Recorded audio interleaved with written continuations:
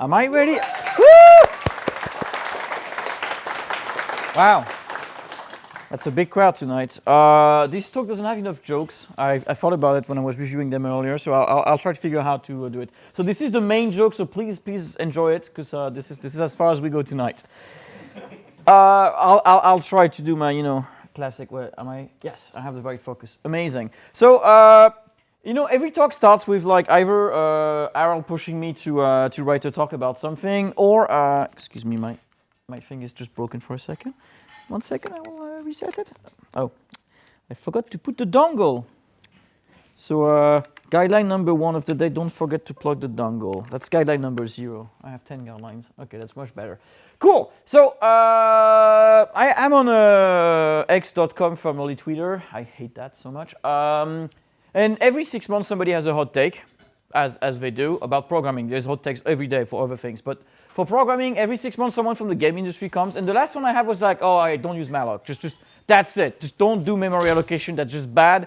That kills your performance. You shouldn't do it. I don't know if everybody has ever heard that or like professed that at their company or at their software. Like, just don't use malloc. We don't use malloc here. Anyone? Okay, yeah. Oh God, there's a few of you.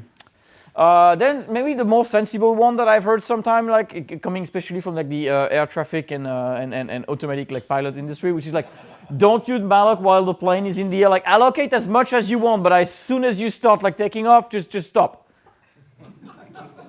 It's not a joke, by the way. I mean, I haven't sourced it, so maybe it's actually like a fake story. But as far as I know, it is a guideline when you make like automatic like a plane software.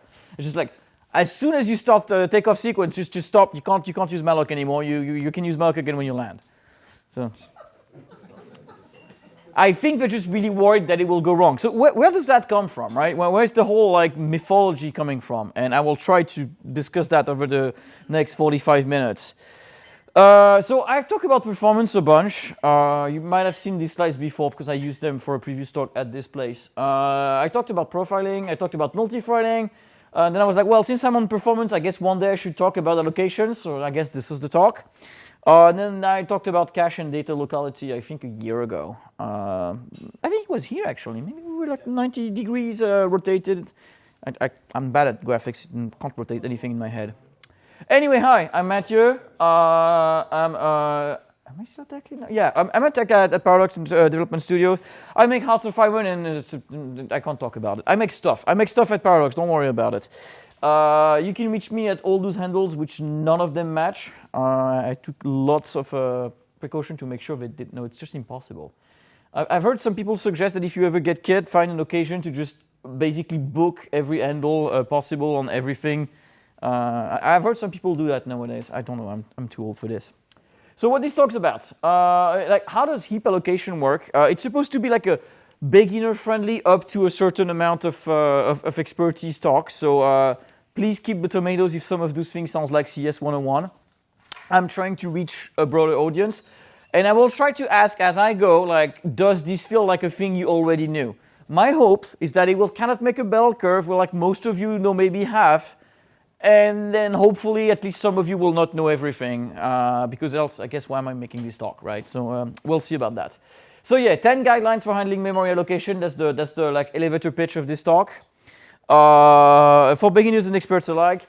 And I forgot to write it, but it's about performance, because when people, especially in the game industry, say don't use malloc, the only thing they care about is how long malloc takes. They don't care about how much space it takes, it's how many milliseconds it will take to give me my memory back. So I guess I should focus a bit better. This is guideline for memory allocation, especially focused on time, performance, fragmentation, and I don't care. Just you figure it out. This is not the topic. So first of all, like, how does malloc work? Because it might sound easy, right? Like, how does malloc work? Like, how many of you think we can implement malloc?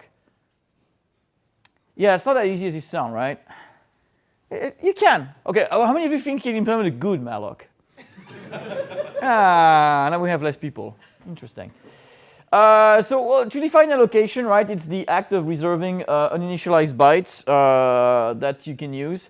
I'm not going to be concerned about how much it takes to zero them, and I'm not going to even bother, like, almost you could say it's a C talk. I hate this, but this is a C talk. Like, I don't care how much it takes to construct objects in it. The goal of malloc is not to construct objects anyway. It's to just reserve memory from the operating system or the library or whatever, give you bytes. Then the rest we can discuss later depending. And for the allocation, it's the same thing. I'm concerned about how long does it take to free up the bytes so they can be used by another call to malloc, not about how long it takes to run a destructor. Because at the end of the day, I mean, you write your own destructors, right? So it's kind of your problem. To give a frame of reference, a stack frame of reference, get it? This is the fast allocation we do. We allocate on the stack. It grows downwards, but then there is some hardware hack, so it actually looks like an add when you do this. Don't think too much about it. But basically, the idea is that you push stuff on the stack. It goes down usually, and allocating on the stack is very easy. It's literally you have a stack pointer, which is on most CPU it's one register, and what you do is say, okay, I want to allocate 10 bytes on the stack. 10 bytes on the stack. I just add 10 to the stack pointer and I'm done. It's a register add. I don't think your CPU has an instruction that is faster than that, except maybe NOP. But like it's probably less than a cycle on most CPUs. If you have like a modern CPU like mine, you can do 2 billion of those per second easily on one core. So it's nothing. It's basically free as far as it goes to just allocate on the stack, as long as you don't run out. You don't need a library, you don't need any operating system call, nothing fancy, just push and then you're done. It has obviously some drawbacks, as we all know. The allocation is defined at compile time when you allocate on the stack. I know there is a caveat. Wait until the end of the talk, there was a slide about it. But most of the time, the size has to be known at compile time. When you allocate something on the stack, it can't be variable size. It has to be a constant that the compiler knows, and it's that way it can emit assembly that says add static value of constant value to my stack pointer. It's limited in space, as we've all probably explored and discovered in our life at one point with the funny Stack Overflow. Not the one where you find like ChatGPT answers, the one that actually is a problem that you run into eventually. It has the advantage of being automatically reclaimed at scope exit. You don't have to call free on anything you stack allocate. It comes free with your destructor. When you get out of the function scope, anything that was used by the stack is gone, and it's as cheap as it was to allocate, which is you decrement by the same amount your stack pointer and you're done. This is very simple and very easy. So I guess first guideline, if you can allocate on the stack, do it. It's just faster. You can't beat register add. Like, I don't think you can, especially register add a constant. Like, maybe on some weird CPU, but I don't think it's possible. This is maybe like the most uncontroversial take. Maybe I should ask, like, who already knew about this? Okay, so I'm already not 100%, so that's I can brief a bit. Cool. So now let's do malloc, right? How does malloc work? So average implementation, obviously, because every compiler and every operating system can implement malloc how they want. But roughly speaking, what you do is the idea is that's not the algorithm yet. It's malloc. It allocates arbitrary amount of memory. You have to match it with a free, or else things go bad. Obviously, since we have C++, you can do array, you can do unique pointer, you can do shared pointers, you can do anything you want. We have ways now to make sure that the free is matching every malloc, but it is manual until proven otherwise, and on the plus side, you can allocate as much as you want. So how does it do? So the first thing you do, usually on most modern like memory allocators, what you do is that it actually chunks your memory into like pages of objects of size X, with some kind of rounding. So like, okay, this page is going to be only objects of 8 bytes. This page is going to be only object of 16 bytes, 32 bytes, etc., etc. Usually like a multiplier until some arbitrary size. And the idea is you just say, okay, I have a bit mask of this entire page, and I can just find the next one that is empty. That's fairly fast, right? Like you just take the size off you're trying to ask, find which page does it match, find the first one that has a free entry, just do some bit mask magic to find the first one, return the address, done. Like, I think a good programmer can do that in a couple CPU instructions. It's still reasonably cheap. Not as cheap as incrementing a stack pointer because you're going to have branching, etc. But it's not horrible. It's doable. But maybe you're out of that. Maybe you cannot find any that is free, right? So what you do is, okay, do I have like a big page of memory that is free in my heap? If so, take it, mark it as used, then initialize it as a new page of objects of size X, then return the first entry. Done. a bit more work. You have to take memory from somewhere. You might have to zero it in the process. You may need to set up some lists and everything else. It's still expensive, but it's still like library code. A good library can do that reasonably fast. And then you're unlucky. You literally have no free page. Nothing is available on your program space. So you call the operating system and say, hey, can you map more pages to my process? Like, BRK, I think is the syscall on Linux. On Windows, you were going to have you can do mmap. There's many other system calls that should say, give me more heap, please. Or map some physical pages at those addresses, whatever works. That's obviously way longer, right? Because you have to switch from like your process, your current process to the operating system process. Then the operating system has to find some memory pages and then map them to your process. Blah blah blah. You have to shoot down some translation buffers, do some paging. This is not an operating system talk. My point is, it's way slower because you have to jump into the OS, and then the OS has to set up a bunch of stuff on your CPU to map those new pages to your process. This is not free. And then some days you get very unlucky and you're out of RAM. So your OS is nice, and most OSs do that nowadays. That's why Chrome can actually works. You will find a process that hasn't been using its memory lately, and you just write those pages back to disk. And then once that memory has been reclaimed, you can assign it to a new process. So by the way, you called malloc and you ended up having to wait on disk I/O. And if you're really lucky, it's not an HD drive. It's an SSD or an M2, so it's only measured in milliseconds, if you're lucky. So if you get my point, is you call malloc, you enter here, and one of those four is going to be the one you get, and you cannot tell which one unless you can basically predict the entire state of your memory manager, which I'm going to say for the sake of this talk, you can't. So you enter the first one. If you're unlucky, it's about an order of magnitude more expensive to allocate memory. If you're really unlucky, it's basically another order of magnitude more expensive. If you're really, really badly lucky, it's at least 3 orders of magnitudes bigger. This is not to scale, by the way. This is probably, some of those are probably several orders of magnitude more expensive than the previous one, especially if you have to do disk I/O on like a really bad disk. I don't want to know how long it takes compared to just a syscall. It's probably, 1,000 times slower. So yeah, guideline number 2. Malloc is usually fast unless it isn't. And you can't really predict that. And that is the one thing that usually upsets people who make video games and any real-time software, is you call malloc, and most of the time, it replies pretty fast. And then one day it gets completely like, oh, well, I'm out of memory. I need to ask your Chrome types to page to disk, and then I will give you back some memory, and you just freeze for you get a bunch of frame stocks. And people don't like that usually. Cool. So, what can we do about that? Is there anything we can do about the fact that malloc is kind of slow sometimes? Well, there's good news and there's bad news. Half of malloc is basically implemented by your library vendor, right? Your compiler vendor, like libc.c++, libc++ if you're using Clang, or MSVCRT if you're on Windows. So basically the idea of like, oh, this is the memory I have for this process and how is this free memory managed, it's entirely up to you. So if you don't like the way malloc is made, you can replace that. The second half, like how do I map pages and how do I swap pages, that's your operating system, you're out of luck. Like, I don't know, just go to like a non-operating system platform if you want to not have to deal with that. But on most desktops, you don't have a choice. You can only influence the first two. So that's the good point. If you don't like the previous one, you can actually switch it out and replace it with a better, which comes the slide to talk shit about Microsoft real quick. So the weird thing is I read an article the other day and I can't find it again because it was a link on X/Twitter, so it's impossible to find again.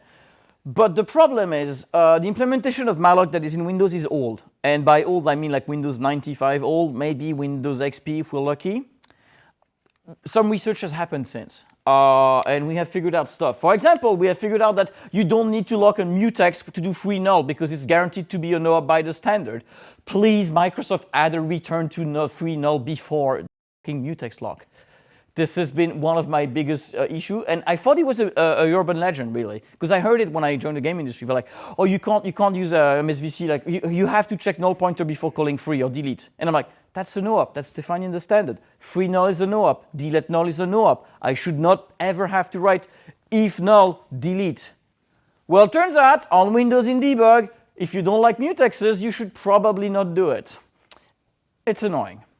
And it still has some issues when allocating and freeing in parallel. Because at the end of the day, when you start actually trying to grab pages from the operating system, or even I think actually grabbing pages from the library, you need to lock a mutex. So if you have like aggressive algorithm that use like 30 core, whatever is available on your machine, and you do allocations, the more CPU you have, the worse performance you will get because of that, because you'll be banging the memory mutex all the time. Hopefully there's a solution, because you can put a drop-in replacement of malloc. There's this one called malloc that is pretty good. And wait a minute, who makes this? Wait a second, what's going on? Well, I guess they know that their allocator is not good because it's made by their research on their GitHub, and they have everything you want to just throw it in a Windows 32 application and just throw away their default allocator and use this one instead. I use it for most of our games. It is better, especially multi-threading. It has this thing called sharding, which means that every core thread has a bunch of pages that is only used by itself. And basically only until your individual threads run out of memory and have to go back to like a common pool, they can basically do malloc without locking. That's one of the big things they do. And then there's like a background process to reclaim those when they're like a thread goes away and you don't need those pages anymore, things like that. But the idea is if you have a bunch of working threads that keep doing malloc and free, they will try as much as possible to have like a thread local version of the heap that they can manage. And only if that runs out, they start doing like a common thing that actually requires locking, which is way less likely to happen. So you end up with better performance. So yeah, number 3, prefer third-party heap implementation on Windows because the default one is just not good. All right. So that was the very basic thing, how to handle like memory allocation in general. Now I'm going to talk about some code patterns.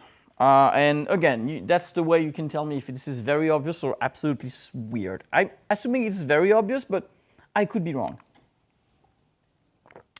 So if you weren't my profiling talk before, you know I have this recurring thing that is a Pathfinder test. It's actually the test you get if you try to apply to my company.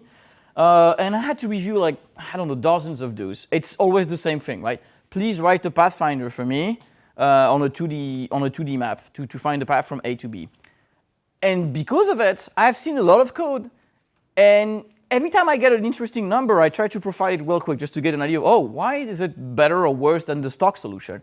So I have an idea of how many things people might do, especially related to memory, that might not be as smart as they thought or not as performant as they thought.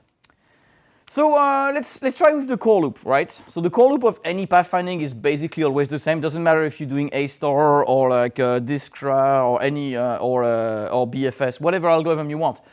At the end of the day, you will grab a cell and you will say, check every neighbor I have. If it's not out of bound, and if it's traversable, please do something with it, because that's basically what every Pathfinder does. A bonus thing, you will also check you have not already visited it, but at the end of the day, at some point you'll need to write a function that says, visit every neighbor of the cell if it's valid, because you have to make sure you're not out of bound on the map and you're not banging on something that is a wall. That's the point of like most Pathfinders. So, you know, this is maybe the first implementation you would find in like an average, not average, like a random anonymous submission I got, right? So we have a point and we're trying to return a vector of all the neighbors.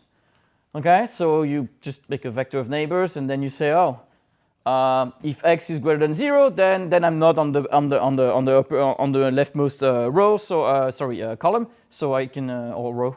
My brain is too fried to tell, but I can still do p minus 1, x minus 1 is still valid. Okay, same thing, like am I on the last, am I on the edge of the right side? Am I on the edge of the top? Am I at the edge of the bottom? And then you just return the neighbors, right? So you will return 0 to 4 neighbors. You can bake more checks in this if you want. You can immediately check if it's already visited. You can immediately check if it's traversable. But roughly speaking, you're trying to build or visit in some fashion all your neighbors. All right? What's the problem with this code? Why?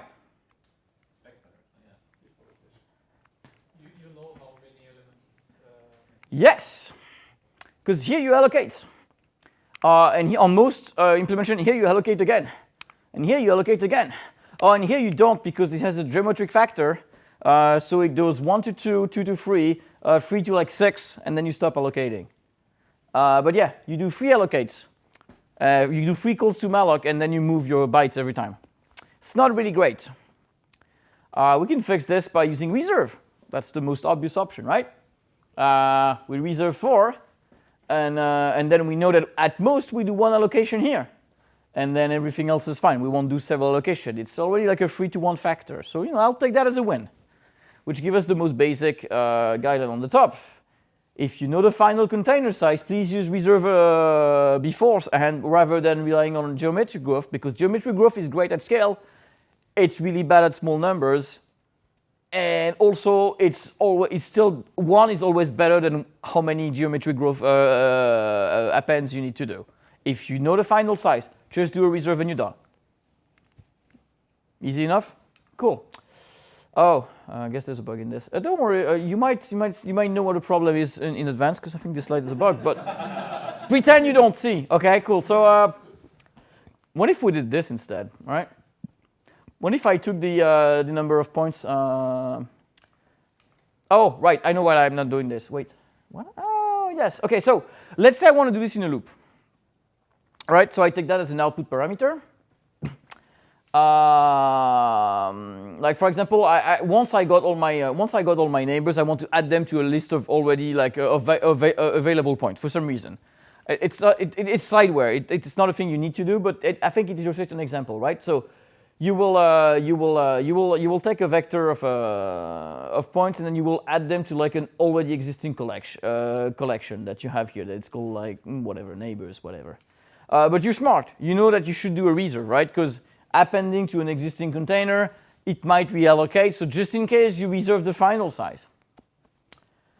This is a thing I've seen several times, actually. Like, you have a main loop, and within that loop, you do an operation that keeps appending to containers to each other. I've seen that several times. I don't think it's impossible. I've seen this happen, right? It is like the first thing you've been told is like use reserve when you can. So you start using reserve, and then you hit the problem with reserve, which is if you over-reserve, then you basically disable geometric growth. Because that's what we're doing here, basically. Assuming that this is the same neighbor things we do, which is we get 4 points most every time, every 4 elements we do a malloc. If we had geometric growth, we would be on that curve, right? If we had not put that reserve, that's how many times we would have been allocating. This is how many times we are allocating if we are doing the reserve. So I guess what I'm trying to say is, if you have a constant delta on the reserve, so like basically you do the classic would be you do a reserve like vector.size plus a static variable. Don't. Usually, when you're doing that, you're basically hindering the geometric growth mechanism within vector that is trying to save you from reallocating every time. Does that one make sense? Because I caught like non-junior programmer on that one several times. So I think it's a thing we kind of forget sometimes. Cool. But now let's zoom out a bit on our toy program that's trying to explore a grid, right? So how do you write like a search algorithm in a map? It's not really hard, right? Like you have a search queue with some form of like priority if you fancy, and you say, okay, so just get me the top element in the search queue, and then you just find all the neighbors, and then you do something for every neighbor, which is usually, is it the target? If not, add it to the search queue, and then you loop again until you find the exit or you're done. If you ever wrote a Pathfinder in your life, that should sound very familiar. Fine with that so far? What's the problem with this? You see a problem. It allocates here, right? Because I'm returning a vector. And it does that every time. So every time I iterate through one element, I allocate a vector of up to 4 elements. And then I throw it away. And I do it again.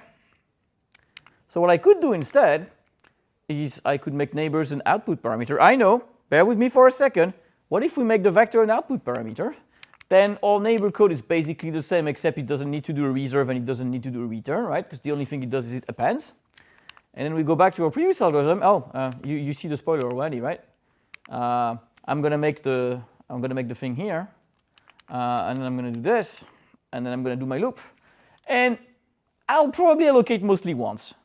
You know what? If I'm really unlucky and the first couple iteration only find a couple neighbors, I might allocate 2 or 3 times for the entire duration of my pathfinding, versus allocating every time.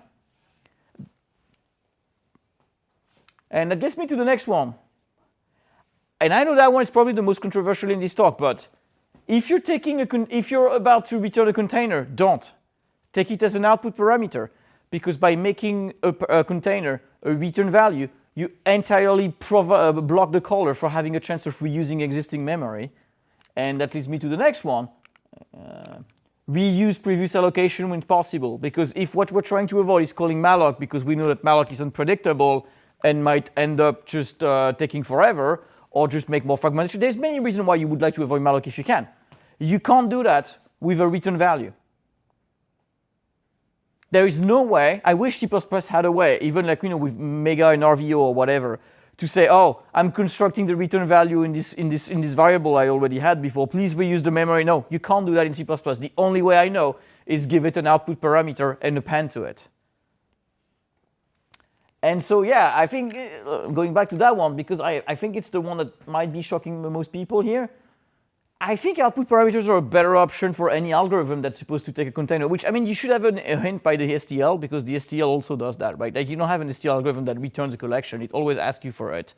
The main reason they do that is that you can use any collection, but I think the added bonus is that you can already precise or reuse existing allocations if you had to. So if you do the same algorithm on the loop that's supposed to collect a bunch of elements and then delete all of that.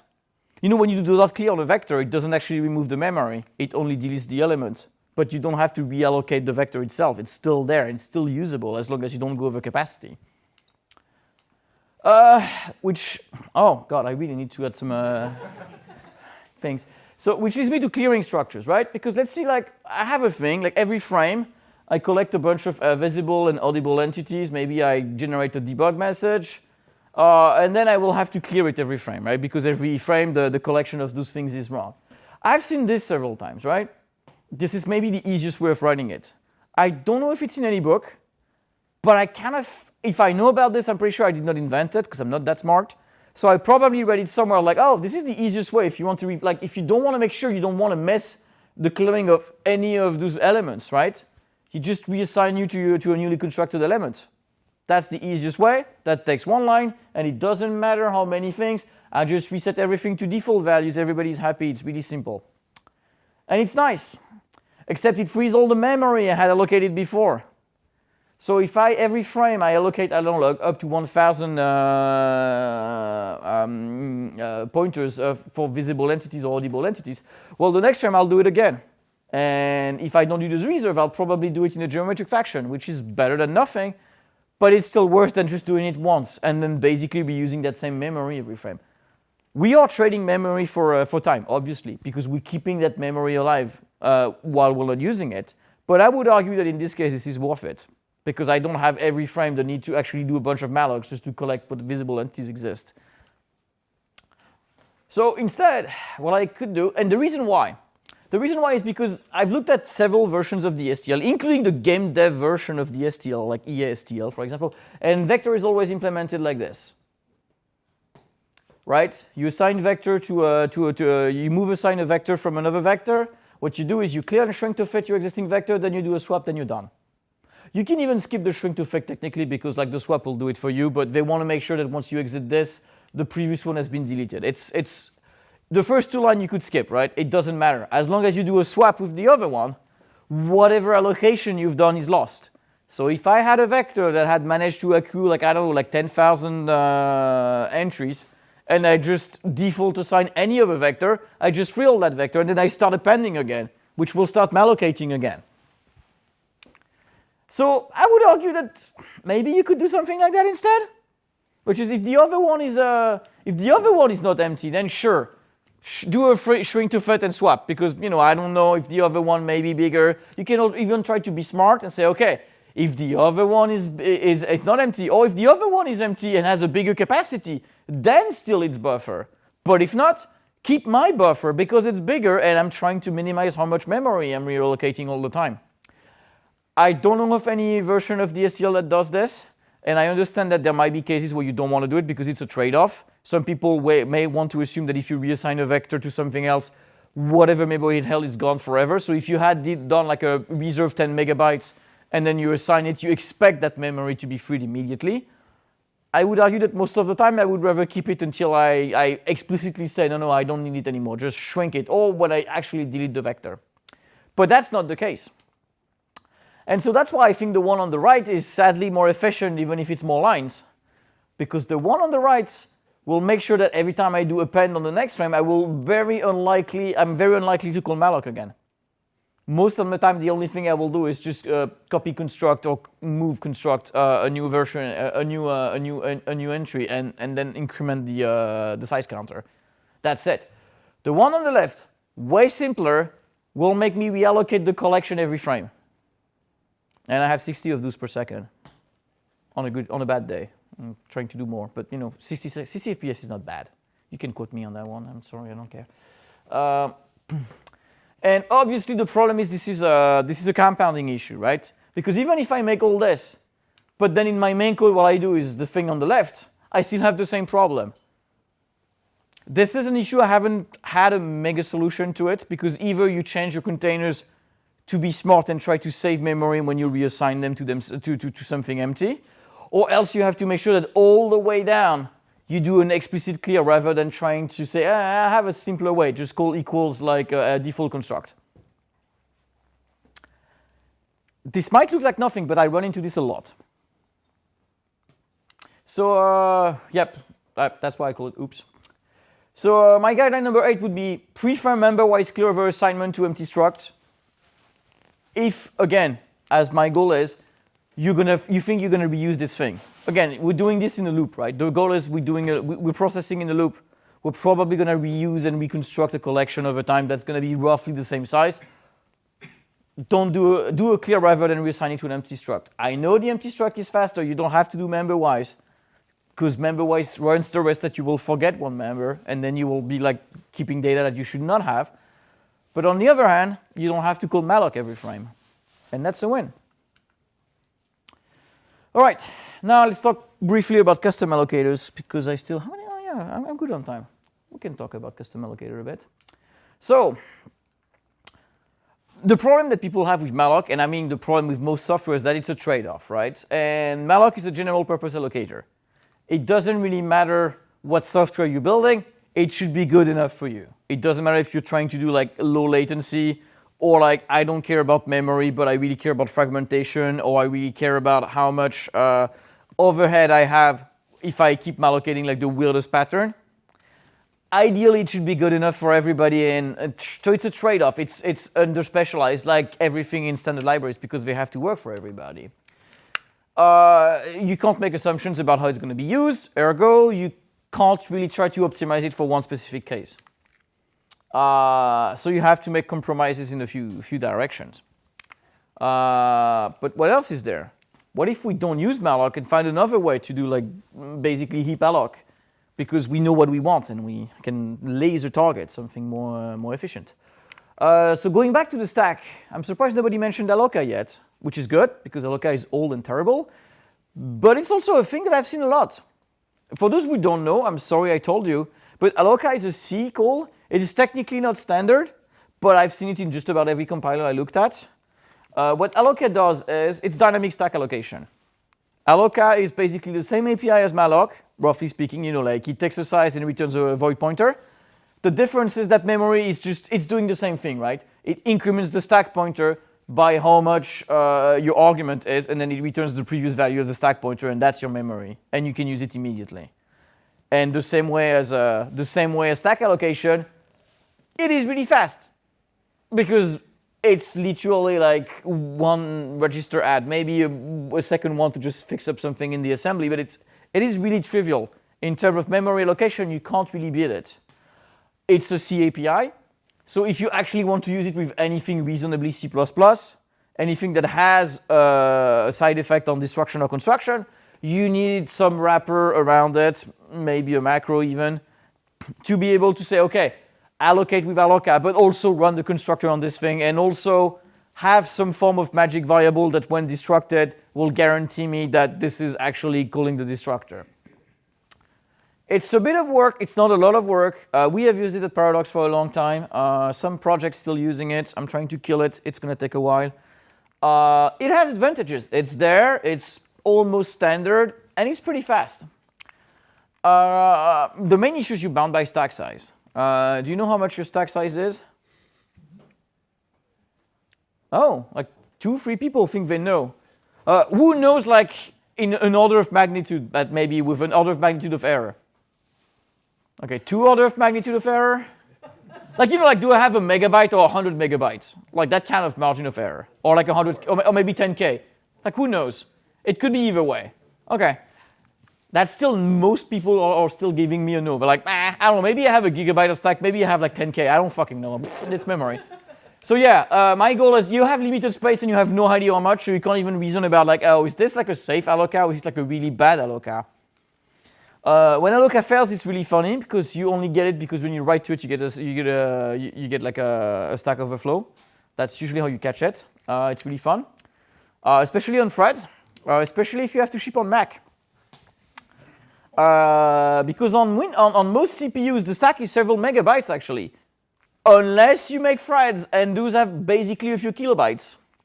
So I tried to run a Pathfinder that used alloca on Mac OS. That didn't pan out very well.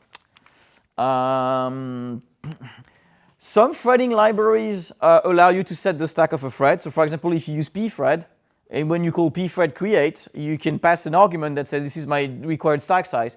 Also, it's 2004, nobody should be using pthread directly, you should be using a threading library.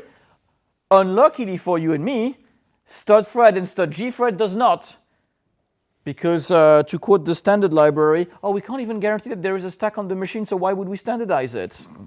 Okay, sure. Lowest common denominator, that's the best I will have to say about this. But yeah, a lot of threading libraries do not actually allow you to set the stack size, so you're shit out of luck. So again, this is where alloca starts breaking down. You can start doing a thing like, am I on the main thread? Then maybe use alloca, if not, do malloc. But then you get into the unpredictability problem again. So I guess guideline number 9 is avoid using alloca because it's it's likely to overflow the stack. It's really hard to tell when it's going to happen. It's really not fun when it does. Mm-hmm. Another really bad thing or scary thing with allocate is that it's only returned to the stack when your function returns. Yes. If you do it in loop, you might be. Yes, because it looks like a scope in C++, but it's not actually a scope. It's not following the block scope of C++. It's following the function scope of C because C did not have scope back in the day when this was first invented. So yeah, if you do it in a loop, you're going to kill yourself. If you do it in a loop that is called by a function, you're also going to die. There's many ways of dying with it. It's just, I would recommend not doing this. What about custom allocators? What if we made a special purpose allocator that basically is a special version of malloc that does the thing, right? There are several ways of doing this in the C++ standard. You can have custom allocators. Yeah, especially since C++ 17 and we have PMR, you can actually have interesting, cool allocators that actually work with standard containers. And basically what you could say, okay, you know what? Malloc accounts for too many things that I don't care about. What if I drop those constraints and then maybe I can have something more efficient for my use case? There's an entire talk to be made about it, and I don't have to write it because Andrea already did it, which is thank you, Andrea. It's a really good talk. I recommend you watch it. It's AVAEQ talk. It's about an hour and a half. It will tell you everything you need to know about different custom allocators they use. I'm just going to try to go back to the main conclusion or takeaway I got from this talk. It's like, there is many ways to do a custom allocator, but honestly, just take this one and forget about every other one. That's the one that you care about most of the time when you want to make a custom one. What's a monotonic allocator? It's basically a stack in disguise, except it's working on a different array of bytes. So you allocate an array of bytes and you say, you behave like a stack now. Well, even less than a stack, because a stack can pop. You can't pop on this thing. You can only push. It's as fast as stack alloc because it's basically increment the current pointer and return the previous pointer. That's 2 instructions. You're done. That's your code. You can probably make it with one-liner with state exchange, but I'm not fancy enough to do that. You cannot deallocate one specific object because you're just pushing all the time to the container. The only thing you can do is say reclaim all the memory this allocator has allocated so far. That's it. So it obviously imposes constraint of how you think and how you use it, but on the plus side, you don't have to risk anything. Once the allocator is ready and has its memory set up, it will allocate until it runs out of memory or you stop using it. And it will guarantee you that every time it does, the cost of doing it is basically 1 integer head. Yeah, free all of nothing. I can even show you an implementation because really it's not that complicated. This is slideware, but I actually compiled it with Godbolt, so it actually compiles at least. So basically the idea is you have a buffer of bytes, and then you have a pointer to the current one. The constructor asks you how much you want, and then you just do make unique and you allocate the size, right? And you set the current to the start. That's it. Now, if you want to implement allocation, there is some magic to do with alignment, because technically every call to malloc should return something that is at least as big and aligned with max align t. You can probably optimize that if you want to have a dedicated allocator for smaller objects. I just did the simple way. This is the one I actually use in Hoi 4, actually, by the way. The only thing you do is, okay, basically give me a size that is aligned to what I required, or that size as a minimum. And then what you do is just the return value is basically the current pointer. You increment the pointer, and then you're done. That's it. That's your allocation. That's a bit more than 1 integer add. It's probably like an OR, and then like an AND and a plus. That's like maybe 5 instructions in CPU time once you compile this thing. It's five like integer add or AND. That's about the cost of your allocation. And then you're done. You can also implement deallocate because it's really simple. And deallocate all is, yeah, it's still 1 instruction. I understand. That's it. That's 1 memory read and copy. That's it. That's how you make a monotonic allocator. It's really dumb, but it does the job. The problem is you only append. And the other problem is you can't free single objects. So if you try to rely on, like, you can still rely on order of destruction with destructors, because that's not a problem. That's still managed by the stack. But the order of deallocations are really reclaiming the bytes. That you have to make sure that 1, it coincides with your actual constructors and destructors, and 2, you have you can only reclaim all of it at once. So it doesn't work for everything. But if you can budget how much you're going to use, you can put an upper bound on it. That's very important because remember, like, if we run out of memory, we can't do anything, right? You could say, okay, my allocator will return malloc if I run out of space. I would not recommend that because then that memory will not be free like you have. No, usually what you do a monotonic allocator, if it fails, it crashes. Just don't. So you have to be able to put an upper bound, say, this is my budget for this thing, it will never run out. But if you can put a scope, like a stack frame basically around this, saying, okay, for this stack frame, everything under this function, I want all my allocations to go to this, and you can give a memory budget of like, okay, this thing should run in like, I don't know, 10 megabytes, then all your allocation will be trivial in terms of times. For example, if you make like the levels of a game, you say, okay, when I start the level, give me like, I don't know, 100 megabytes worth of memory. Every time I need to allocate anything in this level, I'll just increase the pointer. And then when I move to the next level, I just throw away all that memory and then start again. You don't even need to run. Some people optimize this to not even run destructors. They just say, no, most of my types should not even bother having a destructor. Why would they bother? The only thing they'll do is just throw away all the memory this thing allocated. If you only have 1 allocator for the whole thing, for the whole frame, like stack frame I'm talking about, and none of those have a side effect besides deleting things they own, then you can just not care. Just ignore the destructor themselves. Just say, oh, I'm done. I'm deallocating. If you have a state machine, you say, okay, for this state I will allocate memory. When I transition to another state, I want to free everything I had and start over. Same thing. Reset the allocator, go again.